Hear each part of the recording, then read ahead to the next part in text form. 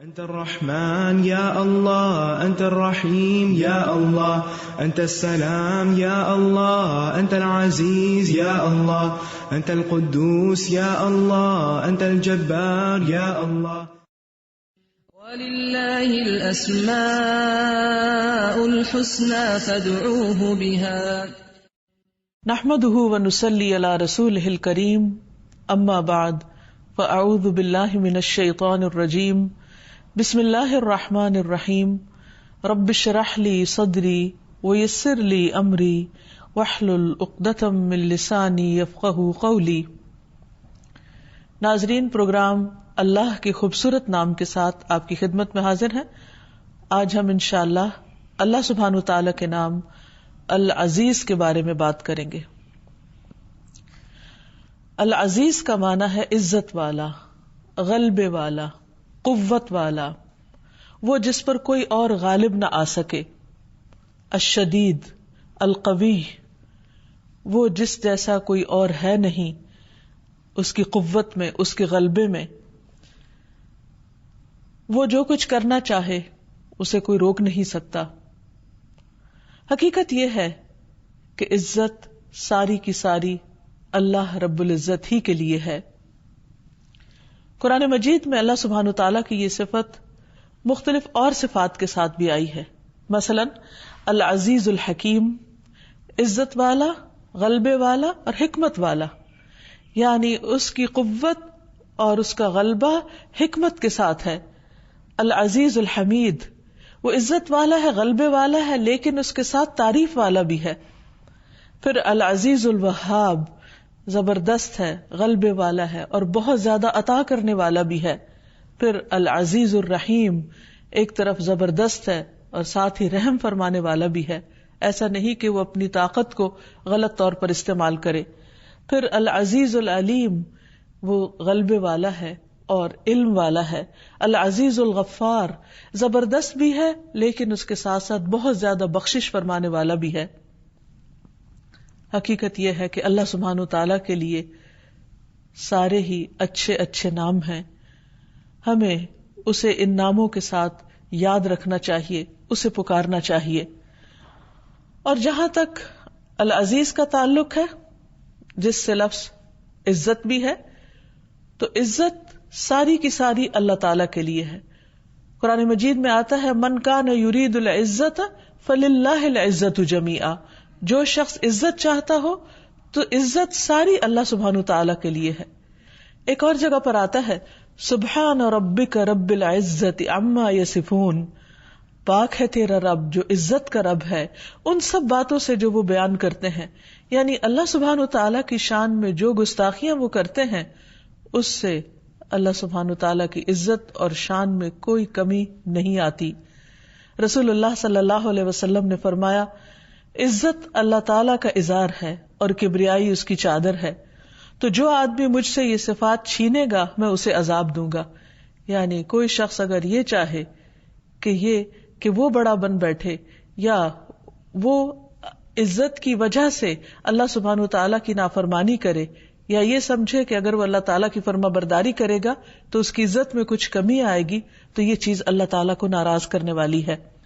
پھر اسی طرح اللہ سبحانہ تعالیٰ خود عزت والا بھی ہے اور عزت دینے والا بھی ہے.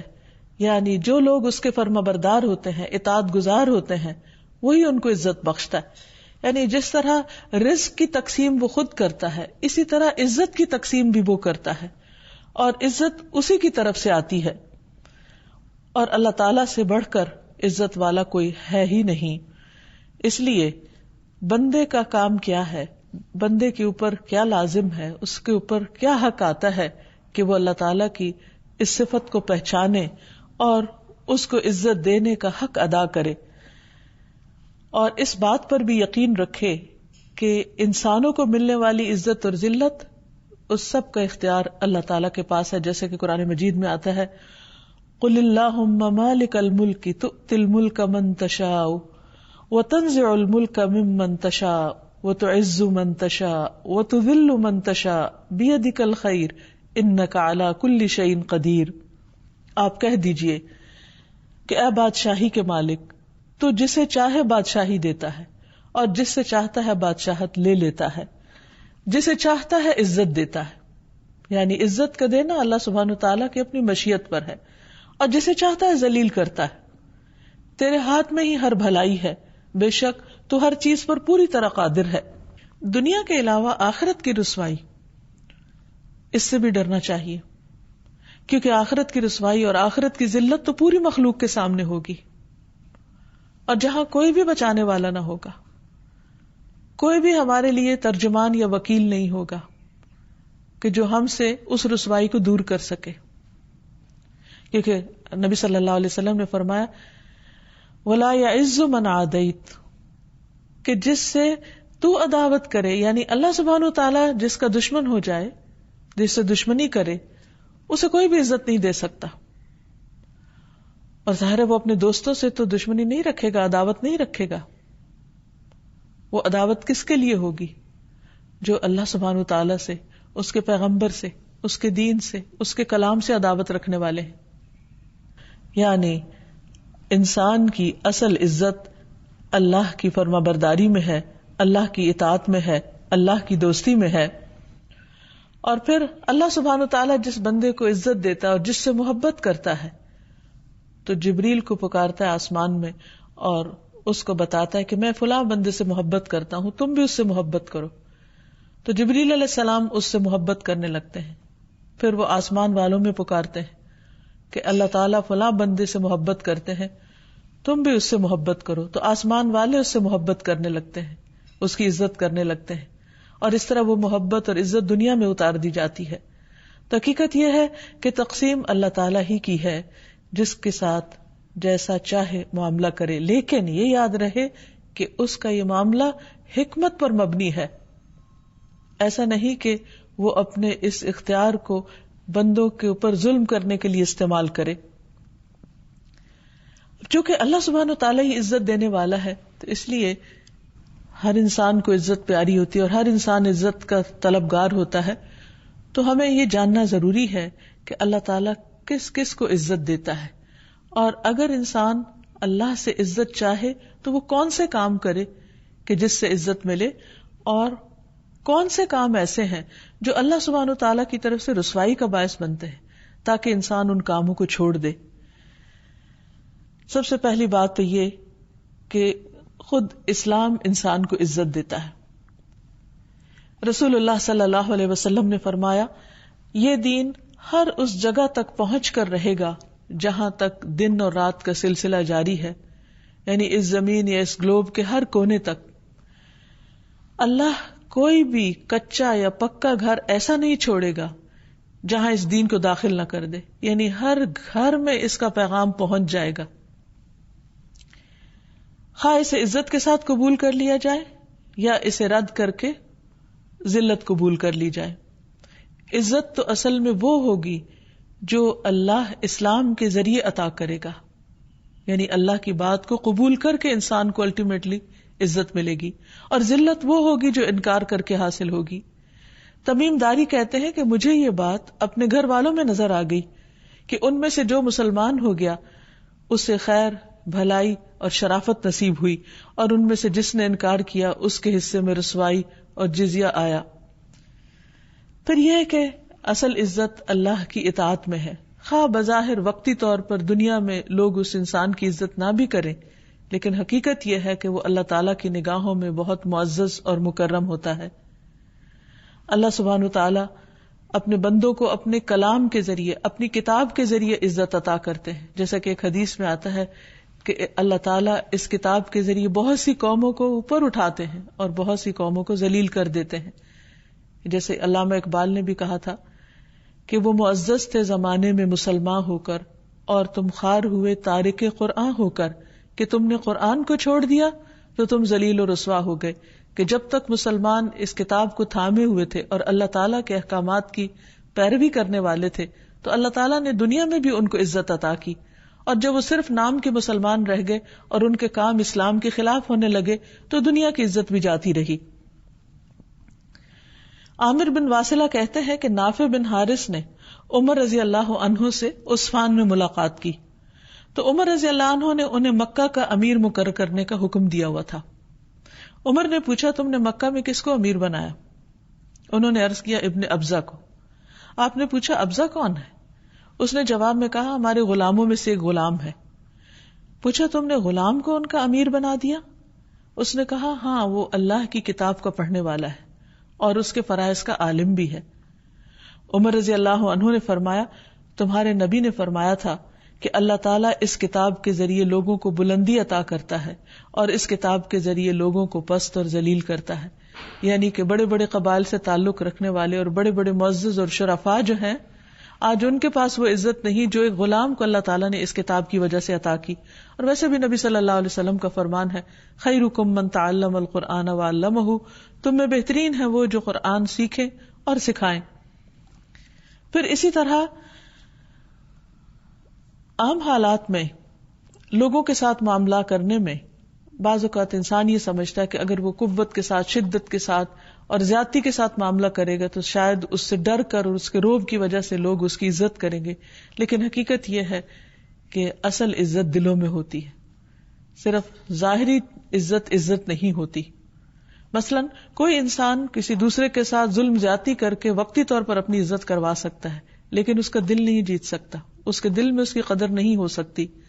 اسی لیے جو شخص اللہ کی خاطر کسی کو معاف کر دیتا ہے، اللہ کی خاطر جھک جاتا ہے، اللہ تعالیٰ اس کو بلندی عطا کرتے ہیں، عزت عطا کرتے ہیں۔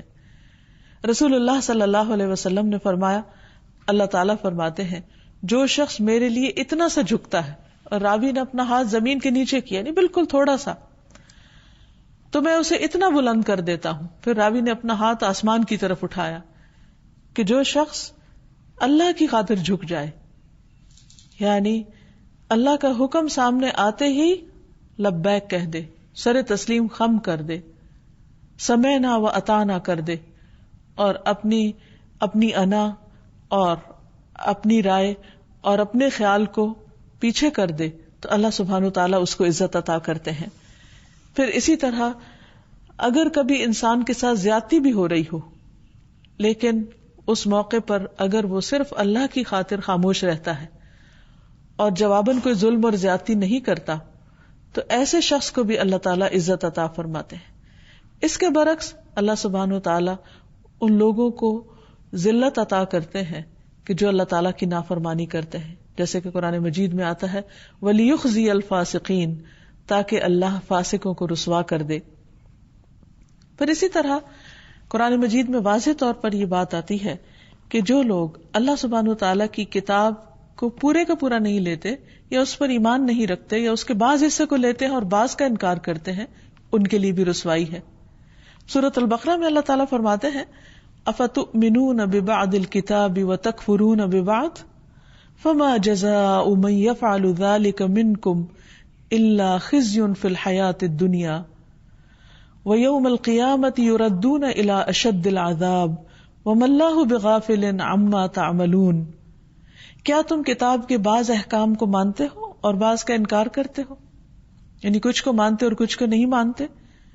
بھلا جو لوگ ایسے کام کریں ان کی سزا اس کے سوا کیا ہو سکتی ہے کہ دنیا میں ذلیل و خوار ہوں اور قیامت کے دن وہ سخت عذاب کی طرف دھکیل دیے جائیں، اور جو کچھ تم کرتے ہو اللہ اس سے بے خبر نہیں ہے۔ یعنی ایک قوم جو اللہ کی کتاب کو زبان سے مانتی بھی ہے لیکن پورے کا پورا اس کو نہیں لیتی، اس میں سے صرف وہ احکامات جو پسند کے ہیں وہ لے لیتے ہیں، اور جو اپنی مرضی کے خلاف جاتے ہیں یا دنیاوی فائدے کے خلاف جاتے ہیں اس کا انکار کر دیتے ہیں، تو اللہ سبحانہ تعالیٰ کی طرف سے ان کے لیے بھی شدید وارننگ ہے کہ ایسے لوگوں کے لیے دنیا میں رسوائی ہے۔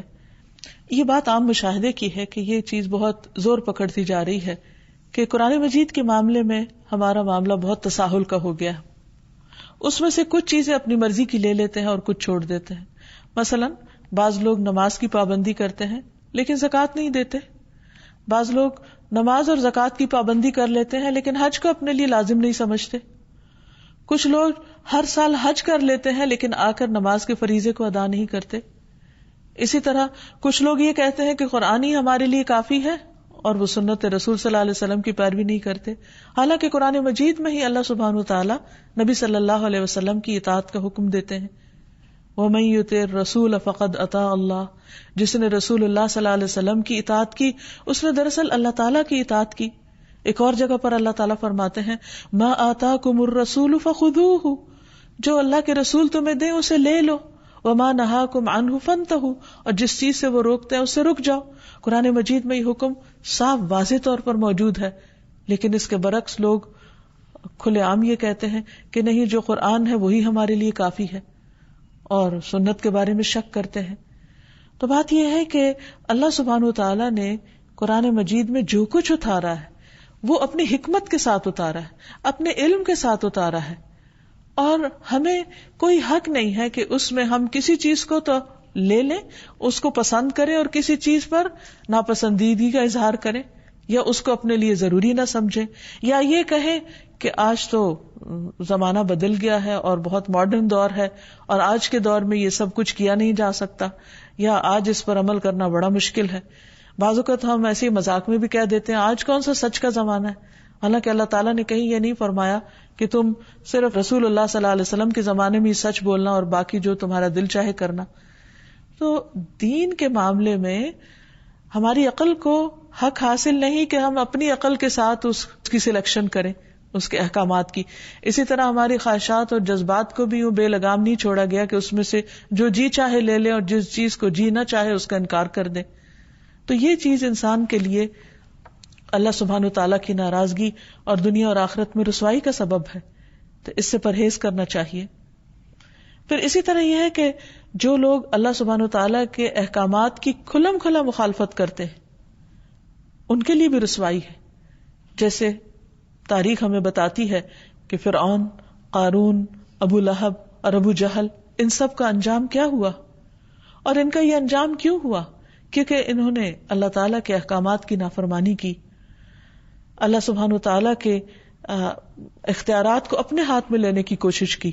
مثلا فرعون نے کہا انا ربکم الاعلی، میں تمہارا سب سے بڑا رب ہوں. قارون کو اللہ نے بہت ساری دولت دی، لیکن اس نے اس دولت کے معاملے میں کسی کا حق نہیں پہچانا اور اس دولت کے ذریعے اپنی عزت بنانے کی کوشش کی. تو اللہ سبحانہ وتعالیٰ نے کس طرح اس کو ذلیل و رسوا کر دیا.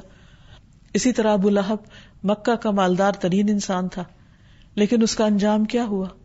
اللہ تعالیٰ نے اس کے بارے میں کیسی آیات اتاری؟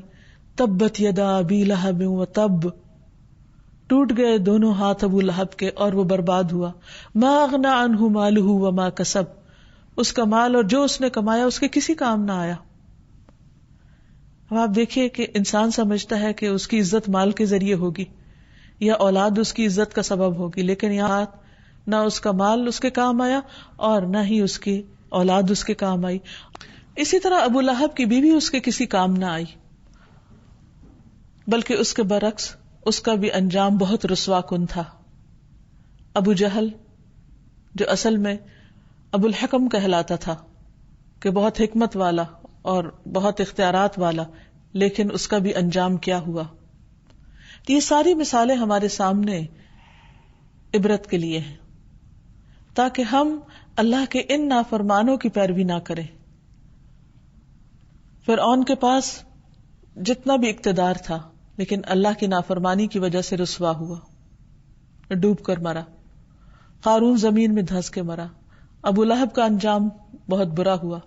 ابو جہل کا انجام بہت ذلت آمیز ہوا.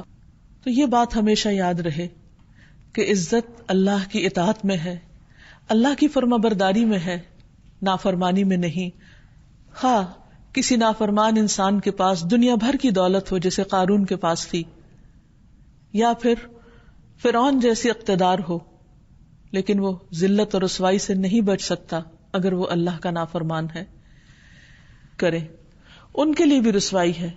قرآن پاک میں اللہ تعالیٰ فرماتے ہیں وَمَنْ أَظْلَمُ مِمَّنْ مَنَعَ مَسَاجِدَ اللَّهِ أَنْ يُذْكَرَ فِيهَا اسْمُهُ وَسَعَى فِي خَرَابِهَا أُولَئِكَ مَا كَانَ لَهُمْ أَنْ يَدْخُلُوهَا إِلَّا خَائِفِينَ لَهُمْ فِي الدُّنْيَا خِزْيٌ وَلَهُمْ فِي الْآخِرَةِ عَذَابٌ عَظِيمٌ.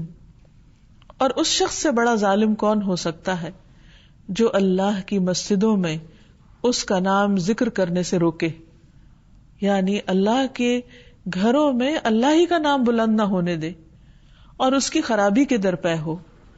انہیں تو یہ چاہیے تھا کہ مسجدوں میں اللہ سے ڈرتے ہوئے داخل ہوتے.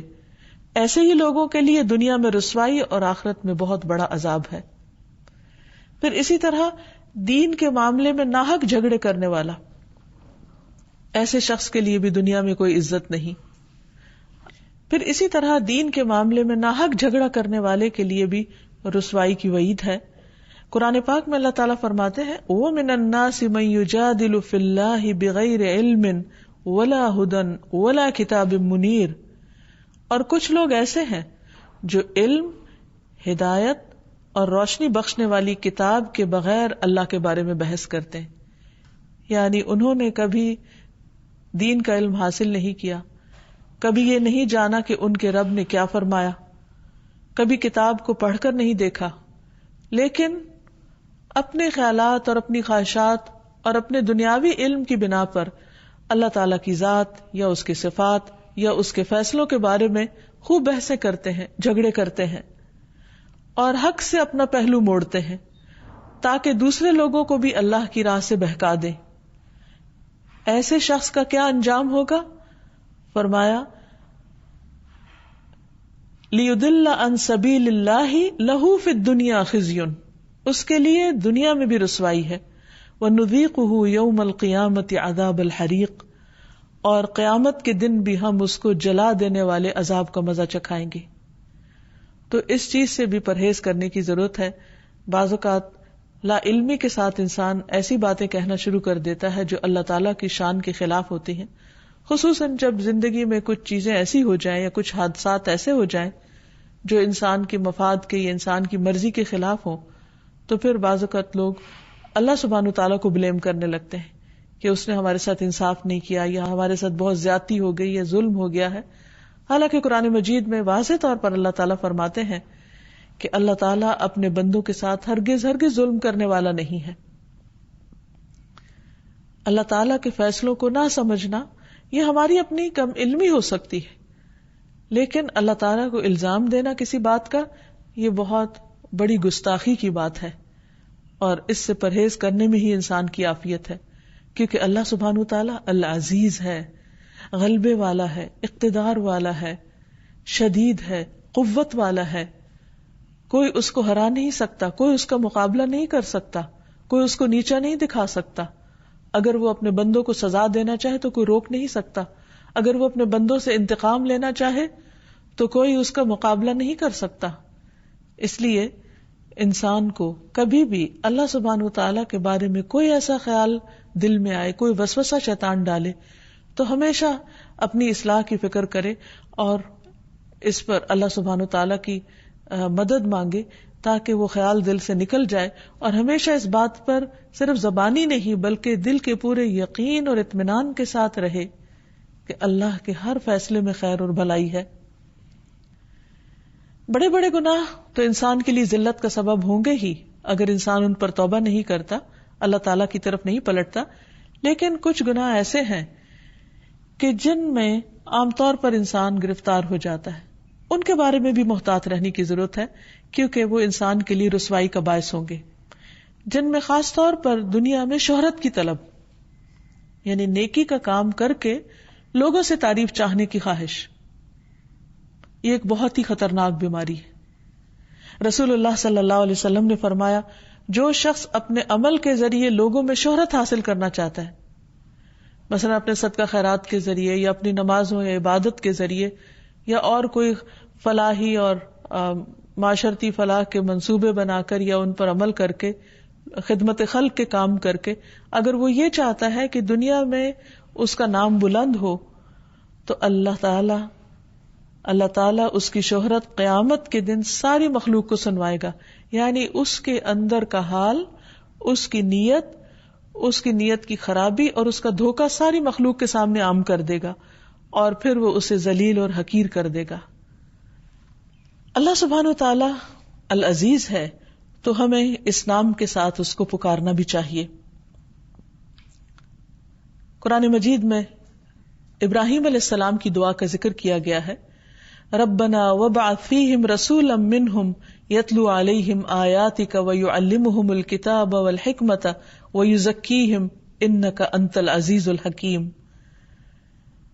ابراہیم علیہ السلام نے جب کعبہ کی تعمیر کر لی اور اپنے بیوی بچے کو وہاں چھوڑ کر جانے لگے تو ان کے لیے دعا کر رہے تھے کہ یا اللہ ان کی نسلوں میں ایک رسول بھیجنا جو انہی میں سے ہو، جو ان پر تیری آیات پڑھے، انہیں کتاب و حکمت سکھائے، انہیں پاک کرے، بے شک تو سب پر غالب کمال حکمت والا ہے۔ سوال یہ پیدا ہوتا ہے کہ اللہ تعالیٰ کی اس صفت کے ساتھ کیوں پکارا جائے؟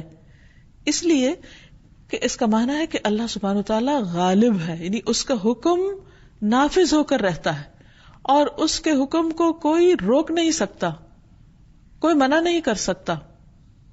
اس لیے پورے یقین کے ساتھ کہ اے اللہ تو سب کچھ کر سکتا ہے۔ تو آپ دیکھیے کہ ابراہیم علیہ السلام کی یہ دعا پھر تقریباً 2500 سال کے بعد قبول ہوئی، لیکن قبول ہوئی۔ کتنے بڑے ویژنری تھے ابراہیم علیہ السلام، اور کن صفات کے ساتھ اپنے رب کو پکارا، اور کس طرح اللہ تعالیٰ نے ان کی دعا قبول کر لی۔ پھر اسی طرح ایک اور جگہ پر آتا ہے ربنا وادخلهم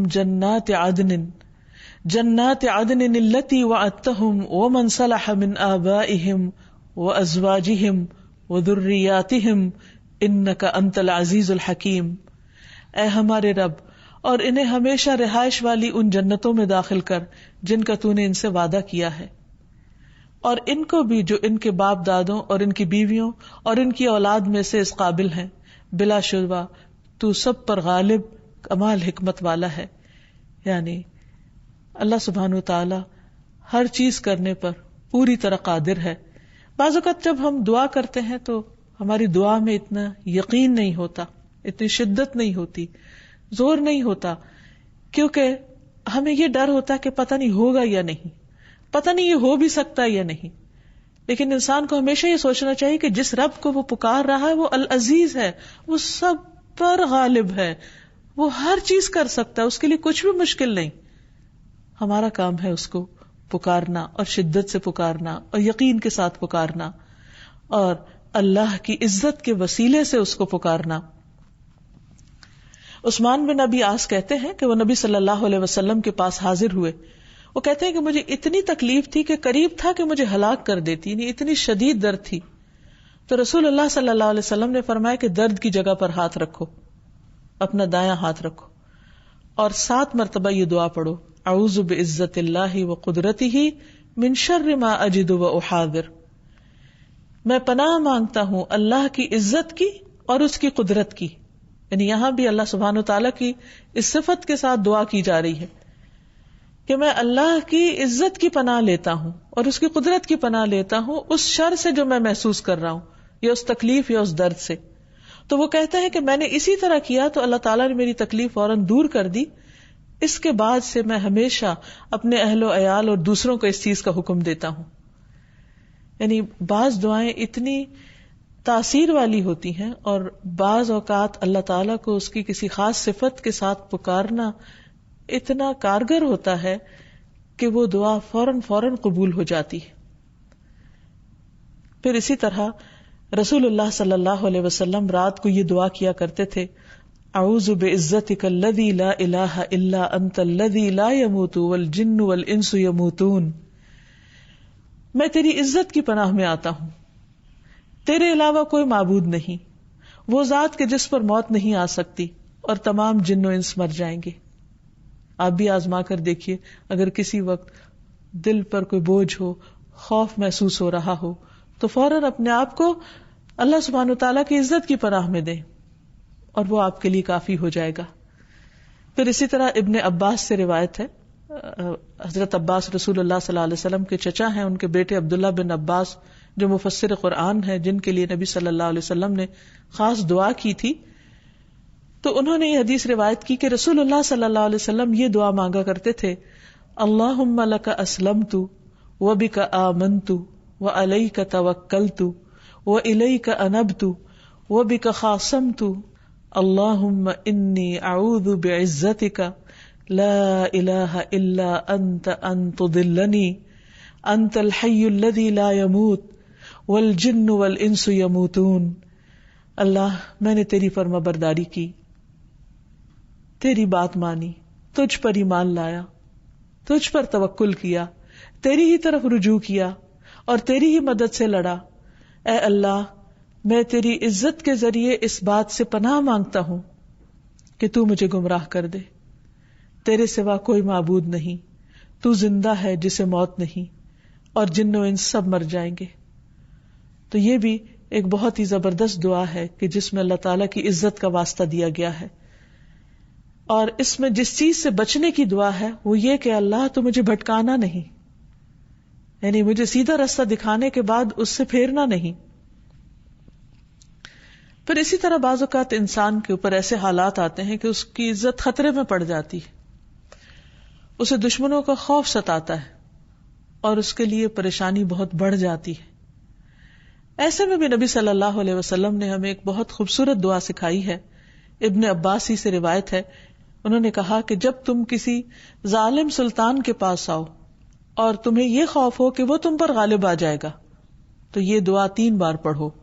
اللہ اکبر، اللہ اعز من خلقہ جمیعا، اللہ اعز مما اخاف واحذر، اعوذ باللہ الذی لا الہ الا هو الممسک السماوات السبع ان یقعن علی الارض الا باذنہ، من شر عبدک فلان وجنودہ واتباعہ واشیاعہ من الجن والانس، اللہم کن لی جارا من شرہم، جل ثناؤک وعز جارک وتبارک اسمک ولا الہ غیرک.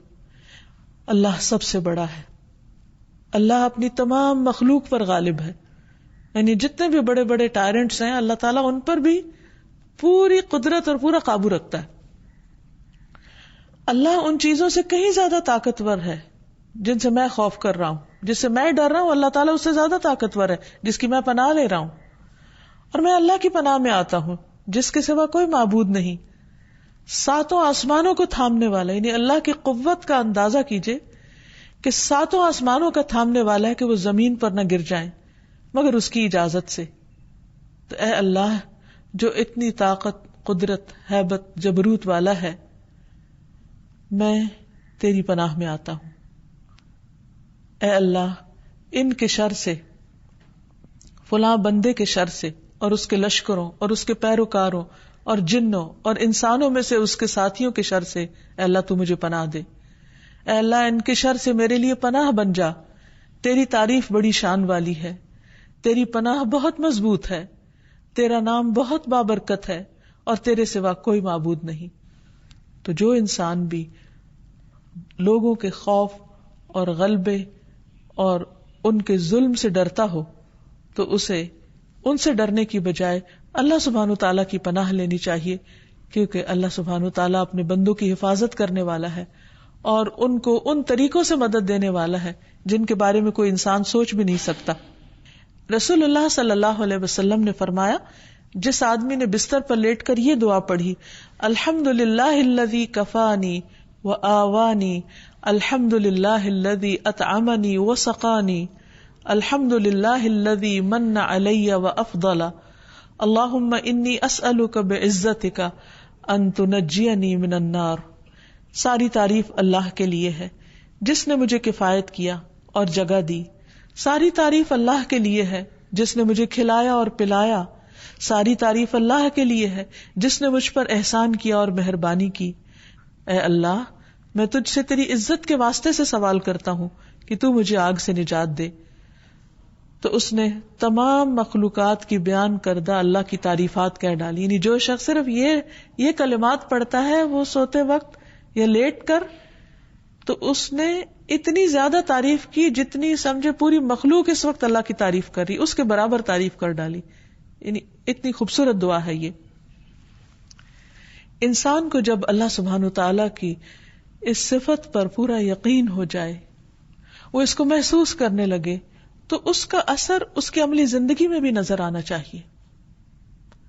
کیونکہ ہم اللہ عز و جل پر، اس کی عزت پر اور اس کی قوت اور اس کے غلبے پر پورا اعتماد رکھتے ہیں کہ وہ ان تمام صفات کا حامل ہے.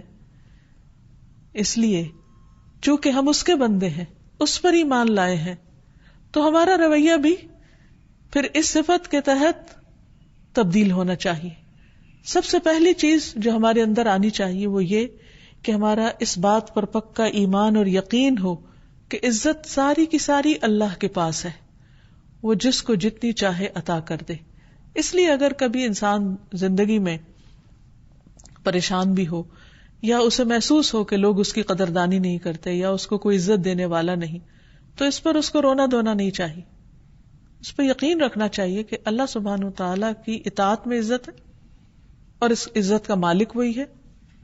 اس لیے مجھے بندوں سے شکوے شکایت کرنے کی بجائے اللہ سبحانہ وتعالی کی طرف راغب ہونا چاہیے اور اس سے مانگنا چاہیے. اللہ تعالیٰ فرماتے ہیں من کان یرید العزت، جو شخص عزت چاہتا ہے، عزت کا طلبگار ہے، فللہ العزت جمیعا، تو عزت ساری کی ساری اللہ کے پاس ہے. الیہ یصعد الکلم الطیب والعمل الصالح یرفعہ والذین یمکرون السیئات لہم عذاب شدید ومکر اولئک هو یبور. اسی کی طرف ہر پاکیزہ بات چڑھتی، یعنی بجائے گلے شکوے کرنے کے اور لوگوں کی غیبت کرنے کے اور اپنی زبان کے اوپر غلط الفاظ لانے کے یا گالی گلوچ کرنے کے یا فرسٹریشن کے، انسان کو فوراً اللہ کا ذکر کرنا چاہیے. جہاں کہیں یہ محسوس ہو کہ کسی نے اس کی توہین کر دی ہے یا ناقدری کر دی ہے تو فوراً عزت کی طلب اللہ سبحانہ وتعالیٰ سے ہو، ذکر اذکار کی کثرت ہو، کیونکہ الیہ یصعد الکلم الطیب، پاکیزہ کلمات اس کی طرف چڑھتے ہیں، وہ قبول فرماتا ہے. والعمل الصالح یرفع، دوسرا کام یہ کرنا چاہیے کہ انسان کوئی نہ کوئی اچھا کام کرے، کوئی صدقہ خیرات کرے، کسی کی بیمار کی عادت کرے، کسی دکھی مجبور انسان کے کام آئے، اللہ کے دین کو سکھانے کا کام کرے، کوئی بھی اچھا کام جو اس کے بس میں ہے، استطاعت میں ہے، اس کی طرف چل پڑے. کیونکہ جب انسان عمل کرتا ہے اور اس کے ساتھ ذکر کرتا ہے تو پھر یہ دونوں چیزیں اوپر اٹھتی ہیں. اور لوگوں کی جو بری چالیں ہیں ان کا معاملہ اللہ پہ چھوڑ دے. فرمایا والذین یمکرون السیئات، وہ لوگ جو بری بری چالیں چلتے ہیں، لہم عذاب شدید، ان کے لیے سخت عذاب ہے. ومکر اولئک هو یبور، ایسے لوگوں کا مکر بالکل اکارت ہو جائے گا، ایسے لوگوں کی خفیہ تدبیریں بالکل برباد ہو کے رہ جائیں گی. یعنی معاملہ پھر اللہ پہ چھوڑ دے انسان. پھر اسی طرح انسان لوگوں سے عزت ڈیمانڈ نہ کرے، لوگوں سے یہ نہ کہے کہ وہ میری عزت کرے، اور نہ ہی عزت کروانا پسند کرے، کیونکہ رسول اللہ صلی اللہ علیہ وسلم نے اس بات کو ناپسند کیا ہے کہ کسی انسان کے دل میں یہ خواہش ہو کہ وہ کہیں جائے تو لوگ اس کے لیے کھڑے ہو جائیں اس کی عزت میں. اس کے برعکس جو شخص تواضع اختیار کرتا ہے، اللہ کے آگے جھکتا ہے، بندوں کے مقابلے میں سرکشی نہیں کرتا، تو اللہ سبحانہ وتعالیٰ اس کو عزت عطا کرتے ہیں.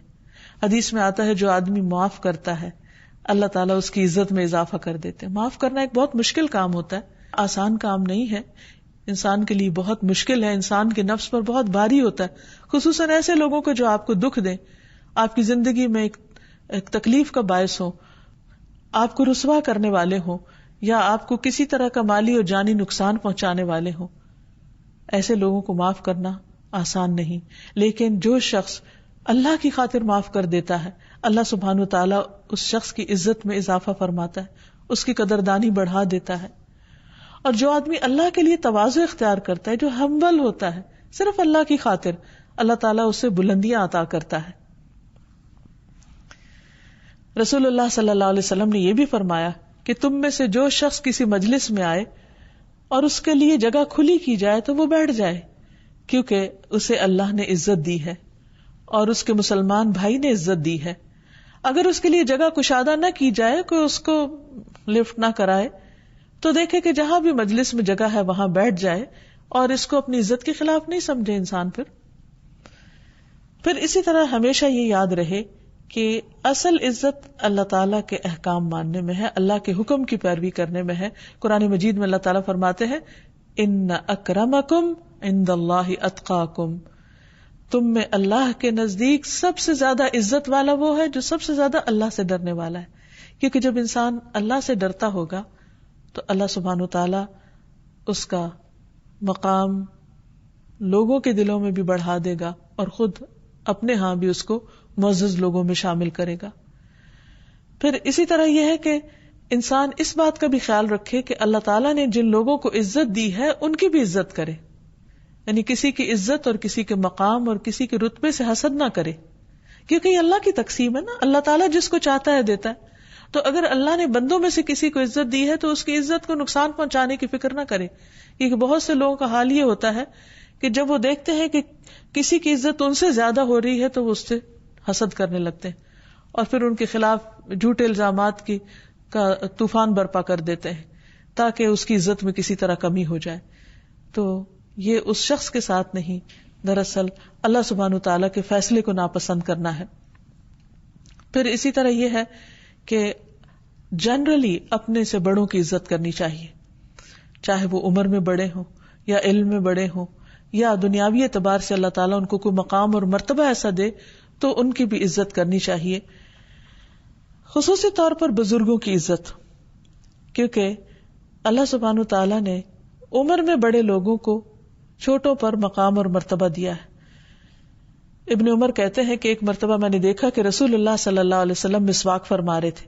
اس کے بعد آپ نے وہ مسواک سب سے بڑی عمر کے آدمی کو دی، یعنی خود کرنے کے بعد اس کو دے دی اور فرمایا کہ مجھے جبریل علیہ السلام نے حکم دیا ہے کہ میں یہ مسواک بڑے کو دوں. پھر اسی طرح یہ ہے کہ اللہ کے بندوں اور مخلوق کو اس نام سے اللہ کو پکارنا اور اس صفت سے پہچاننا جو ہے یہ بھی اللہ تعالیٰ کو پسند ہے.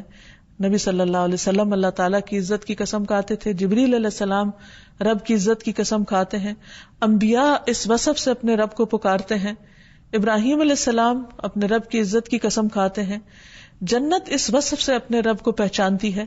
حتیٰ کہ ابلیس تک نے اللہ سبحانہ تعالیٰ کی جو قسم کھائی تو کہا بعزتک و جلالک، یعنی اللہ سبحانہ تعالیٰ کی عزت کی قسم کھائی. تو اللہ تعالیٰ ہمیں بھی اپنے اس نام کی بہترین پہچان کروا دے اور اللہ تعالیٰ اپنے رسول کی، اپنے کلام کی اور اپنے دین کی اور دین والوں کی عزت کی ہمیں توفیق عطا فرمائے. وآخر دعوانا ان الحمد للہ رب العالمین. أنت القاهر يا الله، أنت الحسيب يا الله، أنت الشافي يا الله، أنت المبين يا الله، أنت الوكيل يا الله، أنت القيوم يا الله، أنت المتين يا الله، أنت السبوح يا الله. لا إله إلا الله محمد رسول الله، لا إله إلا الله محمد رسول الله.